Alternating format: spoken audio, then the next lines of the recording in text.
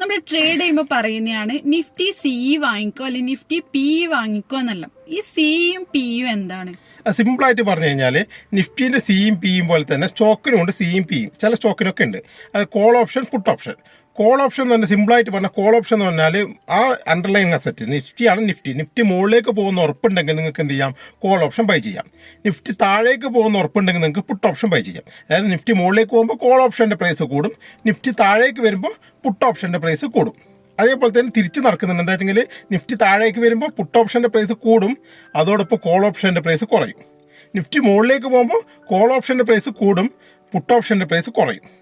അപ്പോൾ ശ്രദ്ധിക്കണം. അപ്പോൾ നമുക്ക് നിഫ്റ്റി എന്ന് പറഞ്ഞ അണ്ടർലൈൻ അസറ്റ് മുകളിലേക്ക് പോകുന്ന ഉറപ്പുണ്ടെങ്കിൽ നമുക്ക് രണ്ട് രീതിയിൽ ട്രേഡ് ചെയ്യാൻ പറ്റും. എങ്ങനെ വെച്ചാൽ ഒന്നുകിൽ കോൾ ഓപ്ഷൻ വാങ്ങിക്കാം, അല്ലെങ്കിൽ എന്ത് ചെയ്യാം? പുട്ട് ഓപ്ഷൻ സെല്ല് ചെയ്യാം. കോൾ ഓപ്ഷൻ ബൈ ചെയ്യാം, അല്ലെങ്കിൽ പുട്ട് ഓപ്ഷൻ സെല്ല് ചെയ്യാം മുകളിലേക്ക് പോകുന്ന ഉറപ്പുണ്ടെങ്കിൽ. അല്ല, നിഫ്റ്റി എന്ന് പറഞ്ഞാൽ താഴേക്ക് വരും, ഇന്നത്തെ മാർക്കറ്റ് പോലെ താഴേക്ക് വരികയാണെങ്കിൽ പുട്ട് ഓപ്ഷൻ ബൈ ചെയ്യാം, കോൾ ഓപ്ഷൻ എന്ത് ചെയ്യാം?